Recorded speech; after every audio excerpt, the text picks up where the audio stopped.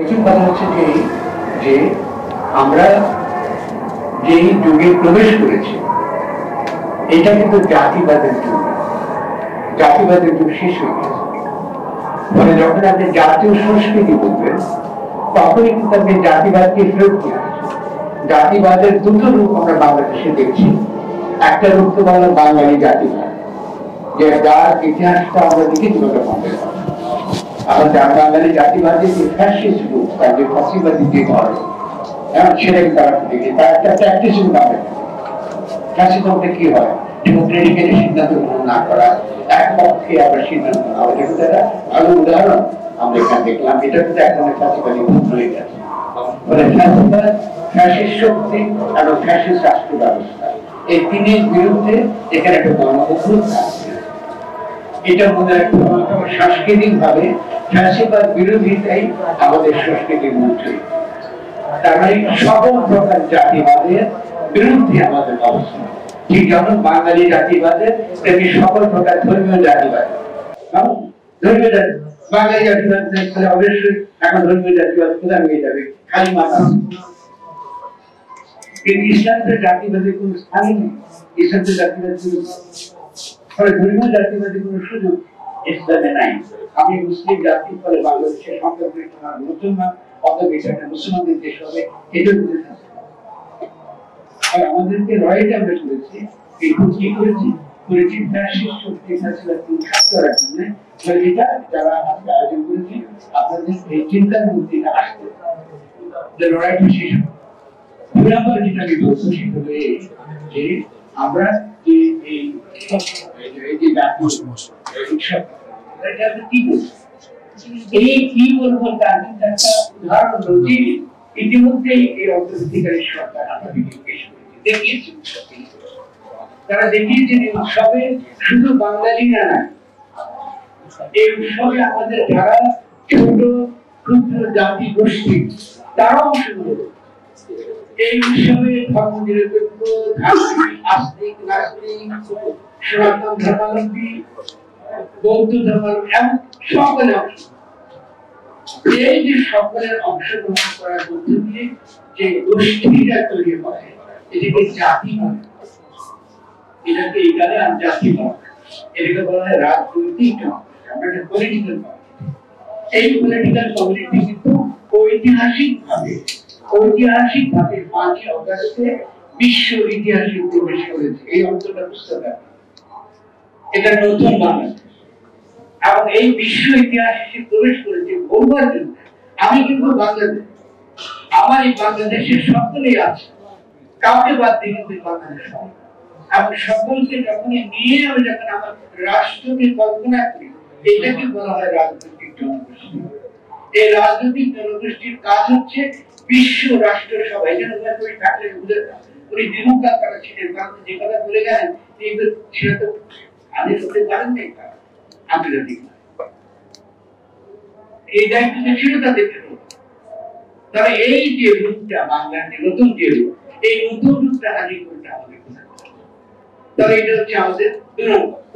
আমি 3 নম্বরটা হচ্ছে আপনার বিপ্লব কথাটা ব্যবহার করছে। আমরা যদি গণতন্ত্র হয়েছে বিপ্লব ফলে এখনকার যে লড়াই হবে, সাংস্কৃতিক লড়াই, এটা হবে যেটা অপূর্ণ, যেটা আমরা করতে পারিনি, এটাকে সম্পূর্ণ করার লড়াই। মানে সাংস্কৃতিক যে লড়াই সংগ্রামটা, তার মধ্যে থাকবে আগামী দিনে আমরা কি করে বৃহত্তর লড়াইয়ের জন্য আমরা তৈরি হবো। সাংস্কৃতিক আন্দোলন সেই বৃহত্তর লড়াইয়ের জন্য আমাদের তৈরি হবে। এখন সেই বৃহত্তর লড়াইটা কি? সেই বৃহত্তর লড়াইটা হচ্ছে নতুন গঠনতন্ত্র প্রণয়ন করা। প্রথম থেকেই এই তরুণ ছাত্ররা দাবি করেছে যে বাংলাদেশের জন্য একটা নতুন গঠনতন্ত্র দরকার, আইন না। সংবিধান মানে আইন। আমরা কিন্তু উপনিবেশিক শাসক, ইংরেজ আইন প্রণয়ন করে আর জনগণ গঠনতন্ত্র করে। এই পার্থক্য বলে যখন আপনি সংবিধান করবেন, তার মানে আপনি একটা উপনিবেশিক শাসক। আপনি মাফিয়া শ্রেণীর পক্ষে আপনি একটা শাসনতন্ত্র বানাবেন, একটা আইন দিয়ে গরিবদেরকে শোষণ করবেন, সাধারণ মানুষকে শোষণ করবেন, আগের মধ্যে চলবে। আর গঠনতন্ত্র মানে জনগণ নিজেরা অংশগ্রহণ করে, তারা কি করে একসঙ্গে বাস করবে, পরস্পরের সঙ্গে তাদের সম্পর্ক কি হবে, এটা তারা তৈরি করে।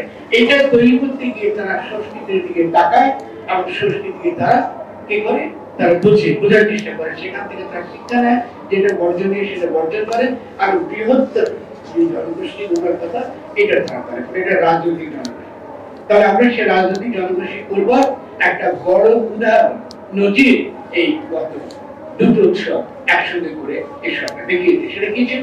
চৈত্র সংক্রান্তি এবং নববর্ষ। এখানে সাংবাদিক ভাইরা আছেন, আমি অধিকাংশ পত্রিকা দেখেছি, অধিকাংশ পত্রিকা বুঝতে পারেনি এই অন্তর্বর্তীকালীন সরকার কি বার্তা জনগণকে দিতে চাইছে। প্রত্যেকে বলছে এটা নববর্ষের উৎসব, ওরা কোথাও নববর্ষের উৎসব হতে পারে। অন্তর্বর্তীকালীন সরকার দুটো ছিল, চৈত্র সংক্রান্তি পালন করেছি, আমরা নববর্ষ পালন করেছি। এখন চৈত্র সংক্রান্তিটা কেন গুরুত্ব? কারণ চৈত্র সংক্রান্তি আমাদের সংস্কৃতির সঙ্গে যুক্ত। আমাদের কৃষকরা সংক্রান্তি করে, বৈশাখ মাস যখন আসে তখন চিত্রা নক্ষত্র, ওই যে নক্ষত্রের সঙ্গে যোগ, গ্রহের সঙ্গে যোগ, তাদের জীবনটা গ্রহ নক্ষত্রের সঙ্গে যোগ, ঠিক আছে? ওই যে নক্ষত্র সৌরমণ্ডলে যে রাশিটা চলে যায়, আপনার মেষ রাশিতে প্রবেশ করে, এই যে পরিবর্তনটা, এই পরিবর্তনের সঙ্গে ঋতুর পরিবর্তন, এটা মনে রাখবেন। এই ঋতুর পরিবর্তনে তার উৎসব করে করে, এটা সংক্রান্তি, এটা এক নম্বর। দুই নম্বর হলো আমাদের সংস্কৃতিতে, এখানে যারা সংস্কৃতি করছেন তাদেরকে বলছি, আমাদের সংস্কৃতিতে ক্যালেন্ডার নাই, ক্যালেন্ডার নাই। আমাদের সংস্কৃতিতে ঋতু আছে, ঋতু ফিরে ফিরে আসে। আপনি যখন বৈশাখ করে বলে সমস্ত আবর্জনা নদীতে ধুয়ে যান, মুছে যান, তার মানে আপনার ঐতিহ্য অস্বীকার করছে, আপনার ট্রেডিশন অস্বীকার করছে, আপনার ধর্মকে অস্বীকার করছে। ফলে পুরানো বলে কিছু নেই, এগুলো কলোনিয়াল আমল আমরা শিখে দিচ্ছি। পুরানো সব আবর্জনা, পুরনো জিনিস সব খারাপ, এটাকে ফেলে দিতে হবে, এগুলো কলোনিয়াল মেন্টালিটি। ফলে এই যে সংক্রান্তি করার মধ্য দিয়ে আমরা নতুন যে সংস্কৃতি আমরা উদ্বোধন করলাম, এই উদ্বোধনের মানে হচ্ছে আমরা নতুন ভাবে নিজেদেরকে জানার চেষ্টা করছি। কারণ আমাদের জনগণ, আমাদের জনগোষ্ঠীর জীবনটা কিসের সঙ্গে যুক্ত? গ্রহ নক্ষত্রের সঙ্গে যুক্ত। এই সিম্পলি এই যে বাজার ব্যবস্থার মধ্যে গড়ে ওঠা যে বিনোদন সংস্কৃতি, এটাকে আমরা সংস্কৃতি করি। সংস্কৃতির কিন্তু দুটো মানে, একটা বিনোদন যেটা কোম্পানিগুলো করে, এবং বিনোদনের জন্য টাকা পয়সা করে, নাটক ব্যাপার, সংস্কৃতি করে, এটাকে সংস্কৃতি বলে।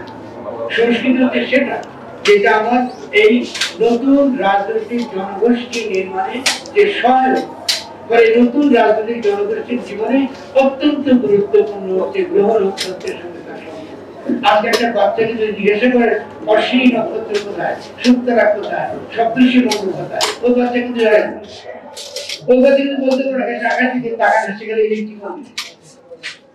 এই যে একটা প্রজন্ম গড়ে তুলছি, যে প্রজন্মের সাথে প্রকৃতির সম্পূর্ণ সাপোর্ট নেই, গ্রহ নক্ষত্রের কোনো সাপোর্ট নেই, তো এই কিন্তু আপনি কি রাজনীতি করবেন, কি রাষ্ট্র করবেন? এটা সম্ভব। পরে যারা সংস্কৃতি করবেন এটা বুঝতে হবে যে চৈত্র সংক্রান্তি এই যে অন্তর্বর্তীকালীন সরকার করেছে তার তাৎপর্যটা শিক্ষার দিক থেকে, চেতনার দিক থেকে এটা করবে। দুই নম্বর খেয়াল করবেন যে সংক্রান্তিতে আমাদের গ্রামের মেয়েরা কি করে? আমাদের গ্রামের মেয়েরা 14 রকম শাক করে। কিরকম শাক? এই শাক আমি আবাদ করি। কেন আবাদ করি?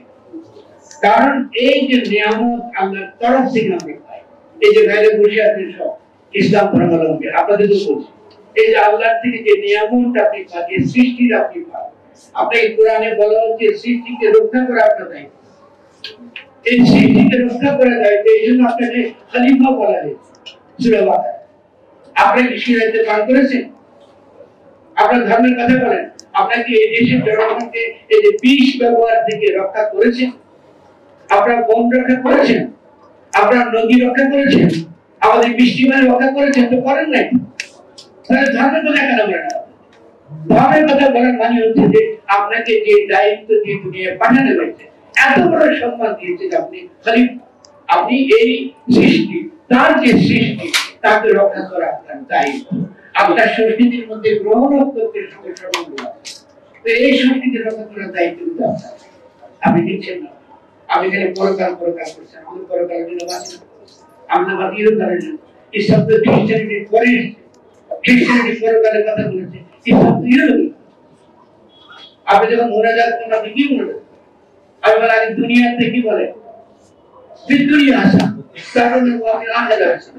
ওরা আখেরাতের কথা, ওটা আল্লাহর উপর ছেড়ে দেন, ওটা সে বিচার করবে। কিন্তু আপনি সেই বিচার করতে বসে আছেন, আপনি জান্নাতের দিকে দিচ্ছেন, আপনি কাকে জান্নাতের দিকে দিচ্ছেন বসে, এগুলো কি ধর্ম বলে? তার সংস্কৃতির ব্যাপারটা আসবে যখন আপনি সংস্কৃতির ভুল করতে আপনি বুঝবেন এটা মানে ঠিক, এটা সমাজ ধর্মযোগ, এটা সমাজ সংস্কৃতি। এবং এই যে তৌহিদের কথা, তৌহিদের যে সমষ্টিগত চেতনা, যে একটা রাজনৈতিক জনগোষ্ঠী গড়ে তুলতে হলে আমার একটা তৌহিদের চেতনা লাগবে। আমি এক, আমরা সকলে মিলে এক, এই উপলব্ধি লাগবে। এই তৌহিদের চেতনা ওই একটা বেদুইনদের যে জগতে আমাদের রাসূল যে এটা প্রমাণ করেছিলেন যে সমস্ত বিভক্ত ট্রাইবে যুদ্ধ, হানাহানি, মেয়েদেরকে মাটিতে পুঁতে ফেলা, এটা চলবে না। আমরা সকলে আদম হাওয়ার সন্তান, একই প্রজাতি, আমরা একসঙ্গে বাস করবো, আমাদের বিশ্ব সমাজ আমরা তৈরি করবো, একটা উন্মাদ তৈরি করবো। এইগুলো তৌহিদের মানে। তো এই তৌহিদের মানে করতে গিয়ে আমাদের ক্ষুদ্র জাতির সাথে বাধি দিচ্ছি, ওর দেশে একরকম। আল্লাহ কি তাকে সৃষ্টি করেন? আমি তো হিন্দুকে সনাতন ধর্মীকে বাদ দিচ্ছি, বৌদ্ধকে বাদ দিচ্ছি, নাস্তিককে বাদ দিচ্ছি, তো আল্লাহ কি তাদেরকে তৈরি করে নাই? তাদের জন্য কি বলছি এটা তো হিন্দু, কাকে দিয়ে সূর্য বাংলা বলেছি কিনা? বলে তো না। তার যে গুণাবলী, তার যে গুণ, তার যে সাফায়াত, তার সেই গুণাবলী আয়ত্ত করেই কিন্তু ধর্ম। ইসলাম একটা বিপ্লবী ধর্ম, মানুষের মহিনাকে সে একদম উদ্ধে তুলে দেয়। এটা হচ্ছে আমার সংস্কৃতির মধ্যে যেমন এই গ্রহণ রক্ষতে থাকবে, তেমন ধর্ম থাকে। আমি সেই ধর্ম এই আগের মধ্যে পরিচয়বাদ, আমি মুসলমান তুমি হিন্দু না, এটি পরিচয়, এটা কোনো জাতি, এটা জাতিবাদের যুগ আমাদের ক্ষতি করবে। 3 নম্বর যে মানবতার সঙ্গে কথা বলে দেখুন, আবাদি একটা আমি চাই, আমি যখন আবাদ করি তার মানে আমি সৃষ্টি অন্যান্য যে সকল প্রাণী, অন্যান্য যে গাছটা আপনার হতে পারতো সেটা করছি না, আমি করছি যেটা আমার চাহিদা।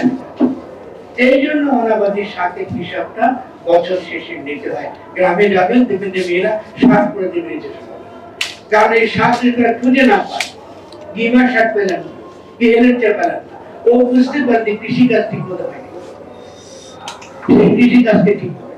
কিন্তু গ্রামে গেলে আপনি দেখবেন এই শাক আপনার পাওয়া যায় না, পাওয়া যাবে না, খাওয়া যাবে। কেন? ওরা বিষাক্ত। এই বিষ কোথেকে আসছে? কোম্পানির কাছ থেকে আসছে। বিদেশি কোম্পানিগুলো আমাদের এখানে বিষ বিক্রি করছে আর লাভ করছে, এবং সেই বিষে সমস্ত দেশ বিস্ময় লেগে। ডক্টর ইউনূস বিদেশ থেকে বিনিয়োগ আনছেন, আমি তাকে একটা পোস্টে সাবধান করেছি, বিনিয়োগ আনা মানেই কিন্তু ভালো না। এই কোম্পানিগুলো কিন্তু আমার মাটি নষ্ট করেছে, আমার পানি নষ্ট করছে, এবং তার কোনো ব্যবস্থা, এই পরিবেশগত কোনো ব্যবস্থা, সাংস্কৃতিক দিক থেকে আমার সংস্কৃতি রক্ষা করবার কোনো ব্যবস্থা তিনি কিন্তু করেন না। তার আগে কিন্তু বিদেশ থেকে আসছেন, এনে বলতেছেন তোমাদের জন্য আমরা এক্সপোর্ট প্রসেসিং জোন বসাই, এক্সপোর্ট প্রসেসিং জোন মানে যেখানে রাষ্ট্র তার আইন কাজ করে, মানে রাষ্ট্রের মধ্যে বিদেশের জন্য একটা রাষ্ট্র নিয়ে এই এক্সপোর্ট আমরা এখন আসছে এক্সপোর্ট ওরিয়েন্টেড ইন্ডাস্ট্রিয়ালাইজেশন করছি। আমাদের গার্মেন্টগুলো বিদেশ থেকে কাপড় আনে, বানায়, কম দামে বিদেশে কাছে, আর কি করে এগুলো সস্তা শ্রমিকরা দিতে পায়, মাসের শেষে বেতন হয়। তো বিনিয়োগ আসলে ভালো হবে, এগুলো সত্যি কথা। তবে আমরাও তাদের কাছে দাওয়া করছি যে যদি আপনি সত্যিকার অর্থে একটা এই গণঅভ্যুত্থান, আমরা যে সত্যিকার একটা নীতি তৈরি করতে চাই, আমাদের বিনিয়োগ লাগবে অবশ্যই, কিন্তু সবার আগে লাগবে আমাদের এখানকার সেই বিনিয়োগকে ইতিবাচক ভাবে ব্যবহার করবার নীতি, একটা শক্তিশালী পরিবার নীতি, এবং একটা শক্তিশালী আমাদের এই কৃষি রক্ষা করবার একটা নীতি। এগুলো আমাদের না, এগুলো আমাদের শক্তি নয়। ফলে আমি এই কথা বলবো, আমি একটু দুর্মুখ, আমাকে ডাকবো, খুবই দুর্মুখ, কারণ আমি দুর্মুখের জন্য কিন্তু এই লড়াই এসেছি, দয়া করে আমাদেরকে এনে কখনো আমরা মনে করি যে আমি তার কথা শুনতে চেয়েছি, আমি তাকে শুনতে, কারণ আমাদের কথা বলতেছে, এই কথা বলার মধ্য দিয়ে কিন্তু আমরা রাজনীতি করবো। আমার পাশে কথা বলছে, তার আমি অসংখ্য আজকে যে নজরুল একবার সেবার সঙ্গে দেখেছে, একবার কীর্তন গিয়েছে, তার তো প্রচুর গান আছে, বিচিত্র বিভিন্ন। তো উনি মুসলমান বলে উনি গ্রহণ করে, রবীন্দ্রনাথ গ্রহণ করে, রবীন্দ্রনাথ যদি আমি তাকে যদি গান যেটা আগে ভাষী শব্দ থাকতো, ওকে তো উনি মানে তার মধ্যে যে তুমি যে যাকে তুমি তুমি করে যে গান লিখতে, ওটাকে আল্লাহ উদ্দেশ্যে করে দেয়। উনি তো সাংঘাতিক এরকম পার্সিয়ানদের মতো এই ইরানিদের উনি পোশাক তুমি হিন্দু ধর্ম খারাপ হয়ে গেছে, এটা কেমন? তারা এগুলোবাদী ছিলেন, এই সংকীর্ণতা ভাষী সংকীর্ণতা। আমরা প্রমাণ করেছি আমাদের সংস্কৃতিতে নজরুল শ্যামা সঙ্গীত দুর্দান্ত শ্যামা সঙ্গীত, দুর্দান্ত তার কীর্তন, অসাধারণ। আমরা এমন কিছু গান নিয়ে লিখেছি যেটা ফিলোসফিক্যালি বিবেকানন্দকে সমালোচনা করে। একটা গান আছে অরণ্যকান্তি যোগী বিঘ্ন, তুমি যোগ হয়েছে কি জন্য? আমি তো রাধাকৃষ্ণ, আমি তো রাধাকে চিনি, গোয়ালি লিখেছি, আমি তো এই তোমার মতো এসবই চিনি। এই যে লিখবার শক্তিশালী ফিলোসফিক্যাল ট্রেডিশন বাংলায় রয়েছে, এই শক্তিশালী ট্রেডিশনকে আমাদের জানি। যখনই আমরা নতুন শিখবো তখনই আমরা দেখবো যে আমরা একটা শক্তিশালী রাজনৈতিক জনগোষ্ঠী হিসেবে বাংলাদেশে প্রতিষ্ঠিত হবে। আমাদের লড়াই শেষ হয়নি, আর আমাদের মধ্যে দুর্মুখের কথা শুনবে আরো যতদিন আমরা বেঁচে থাকি। এবং অন্তত আশা করি দোয়া চাই আপনাদের কাছে, আমি যদি আমি যে কষ্টের কথা বলছি আপনারা আমাকে কিন্তু আমরা এই মধ্য দিয়ে যেন পরস্পরকে চিনি, পরস্পরকে জানি, আমাদের খুব আমাদের কষ্ট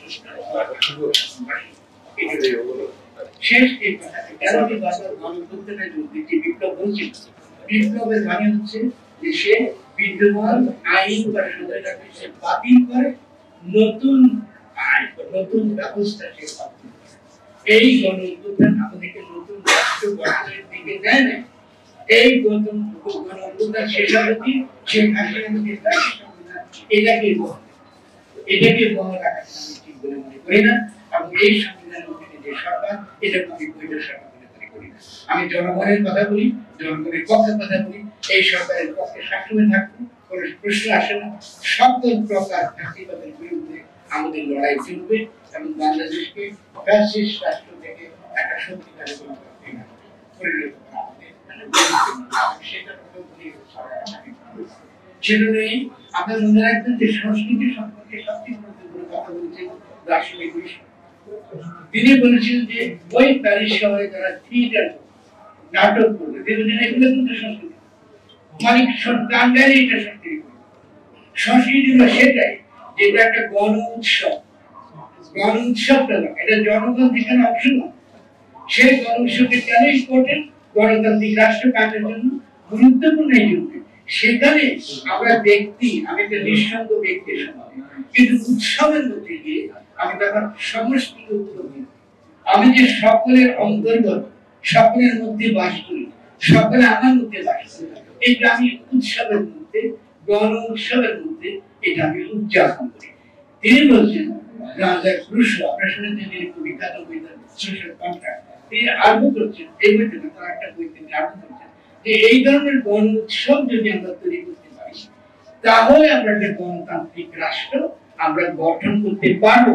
কারণ গণতান্ত্রিক রাষ্ট্র গঠন করার মানে হচ্ছে ব্যক্তি সমষ্টিকে উপলব্ধি করে, সে সমাজের অন্তর্গত, এটা সে উপলব্ধি করে, তার সাড়া দেওয়া, তার উপলব্ধি হয়, সে সাক্ষী দিতে পারে আমি সমষ্টির, আর সমাজও বুঝতে পারে ব্যক্তি সমাজের ফলে ব্যক্তির নাগরিক অধিকার, ব্যক্তির অন্যান্য যেসব অধিকার সেটা সমাজ রক্ষা করে এবং রাষ্ট্রকে একটা প্যারাসিটি, একটা পরজীবী শক্তি আকারে জনগণকে দমন করা, পীড়ন করা, বিভিন্ন আইনের মাধ্যমে তাকে হয়রানি করা, এটা রাষ্ট্র আর করতে পারে।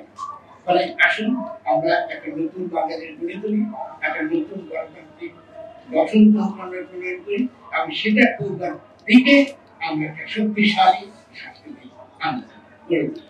আমি একটু বিয়াদিন করে আপনাদের সঙ্গে, কারণ আমাদের দেশে বাংলার কিছু আমি একটু আমার একটা সামাজিক আমাকে সকলে বলেছি